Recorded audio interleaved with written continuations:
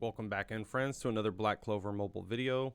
Today I wanted to go over my methods and stuff that I've used to get over 23 characters to bond level 10 and the ways to get your characters fastest to level 100 and just utilize any of the resources that we have during this downtime while we're waiting for a bunch of the banners and stuff to come out in the future that we want to summon on, and the ones that we're going to be skipping allow us to kind of put grind into our account and get a bunch of the characters up and utilize some that we've been setting on the back burner because we've been focusing mainly on like our Julius, our Noelle, Mars, Lotus, stuff like this, Finral and Valtos.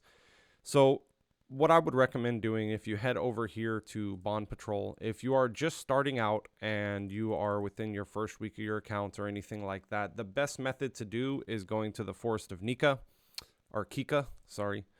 The reason being is that this Bond Patrol mission, it drops materials that you can go ahead and take over to Charmy that allow you to turn these into food. We'll go ahead and take a look at that real quick so you can understand what I'm saying. This food right here gives you a bonus of bond plus 10%, and it makes a big difference when starting out in the game, especially when you don't have teams that are built up that can go ahead and knock out those harder end missions and stuff like that. So here you need onions and fish, as you can see, 1 and 1 of each. This gives you a bonus of 10% bond. In that mission, if we go back to it and look, you can see that each of those materials are dropped from this same mission right here. So the cool thing about this is while you're farming the Bond Patrol and you're getting all of the resources and stuff that you need to level up your characters, you're also getting the resources to put right back into the food that's going to give you a 10% bonus here. So this is the first method that you're going to do. I would say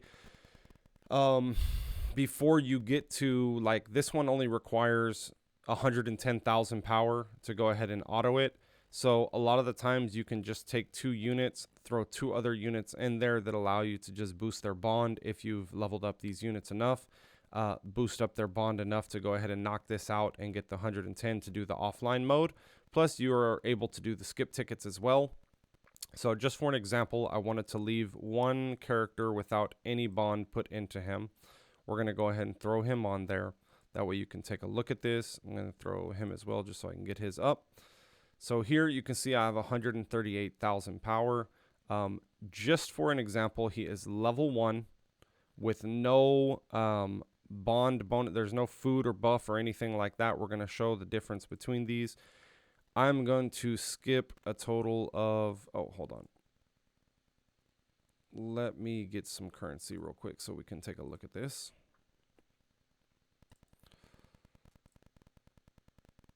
Oh, did I use everything already? That's hilarious. Okay. We'll just buy some then. Let me just grab one set of this real quick. We'll do max. Okay, now back to what I was saying. If we come over here, no food buff or anything active, we'll go ahead and throw Mr. Jack back in there so you can see. And this is a good way to get early experience as well. It's not just getting you bond. If you go over here to skip, and this is, I'm just doing skip so we can show this real quick, but if you go ahead and play it regularly or if you do it offline, same thing. We're going to do 10. So 10 is 120 stamina. We'll go ahead and do that. We'll skip these. He's level 1 with 0 bond.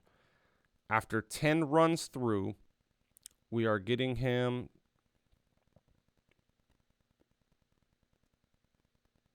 So we got him to level 13 and bond active 2. So he got 2 full levels of bond, or 1.5 levels of bond with just that. And if we keep going, let's do another one. So just so you can see, I did plan on leveling him up to 10 anyways. I'm just showing you on the video. All these materials and everything that we're getting as well that allow us to cook that food. Let me see if I have any cooked already. So this will be easy. Spicy stew. Okay. So we were getting 430 times 10, which is 4,300 for 10 runs. Now with the food collected or selected, we'll go ahead and do another 10 to see what the maximum number is that we get as well. So we're getting 473 times 10. So we're getting an extra 400, like 400 bond patrol with the food activated. So you'll see I got him to bond level 4, level 23 very quick. I mean, we're just using the stamina that we have on a daily basis. The good thing about boosting up your characters in bonds, if we go ahead and hop over to Jack and see, is that you get a lot of resources as well. So you look in the rewards list, you get XP, you get another one of the SSR mage pieces, you get some black crystals, more XP, another SSR mage piece. So that's 2 mage pieces. You get more XP, and then after 10, we get a bunch of black crystals and stuff for at least 3 summons per character. We get 3 summons per character to get them maxed out in bond. So it's worth it. It's worth to boost them up. And who knows, you might want to try them out in the future for characters like this whenever we have like lull times and down times. Or there may be new content coming in the future that JP, Korea, CN don't even have yet, where these characters can really light up and do well in them. As well, they could pop off and become better characters with updates or any adjustments and stuff like that as well. So XP and bond patrol you get from doing this. If we hop on over to obviously the XP, what I would recommend doing is focusing on getting 1 team or 4 characters strong enough to go ahead and do this on offline mode. The ability to do things on offline mode or use the skip tickets on them is a big bonus. So just a straight up, what is this, 5? So we'll just multiply this by 2. Oh, let's take that food off. You can also make food for the mage pieces as well. See if I have any. Okay, so I got 30 of those. So we're going to do 5 with the mage pieces on. And let's see if we get any bonuses from them. We're going to do skip tickets. So doing that bond gives you some XP on your characters. And then, of course, coming over here, I should have thrown that Jack in here to just get some more XP. But you get some materials and stuff like that as well. So it looked like on average, we're getting 6 to 5 of these little orange ones, the SSRs, and about 1 to 2 of the URs. None of the LRs drop for me. They have a much lower drop rate. I wonder if it actually...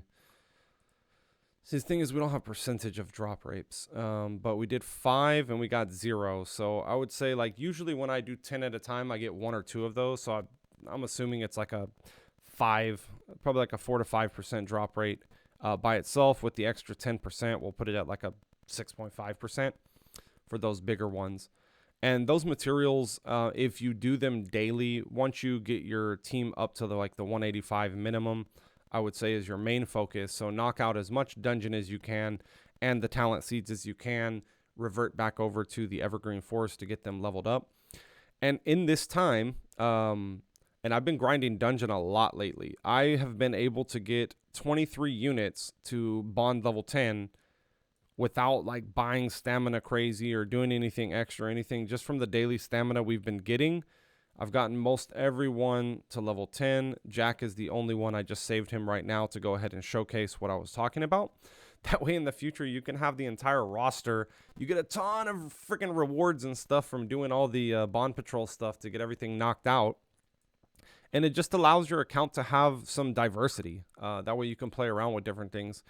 Because Jack is, believe it or not, Jack is actually really good in the world boss. I haven't used him because I freaking left him to show you guys this, but I wish I would have done it before. I am going to level him up, and I do want to showcase him in the world boss because I think he has some pretty cool mechanics within that fight that are very beneficial to getting that higher SSS, the triple S tier for the fight whenever it comes to that. Anyways, this was going to be a short video. I just wanted to show you guys the smart method of using bond and everything like that. To finish it off, I wanted to just show you, once you get to the furthest part that we can do that is out right now, is the beach town right here. To do this on auto or offline or skip tickets, I believe that it is only 198. Let's go ahead and check. 189. So 189 is what we would need to go ahead and go in there. The team I've been using is this right here, 203. And I'll usually switch out Noelle over here. Nope, sorry, Noelle over here. And then I'll do 2 units right here. These 2 units can pretty much solo everything. You don't have to be at this. And it gives you per run, you are getting, where is it at? You're getting 700 bond patrol for doing this one. So it is a very quick method once you have a strong enough team or 2 characters strong enough to boost up the other 2. This is really what I utilized once I had the power.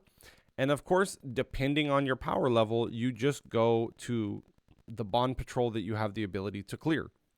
So say you can't do it on the last one. Let's jump over here to the second to last one on stage 4.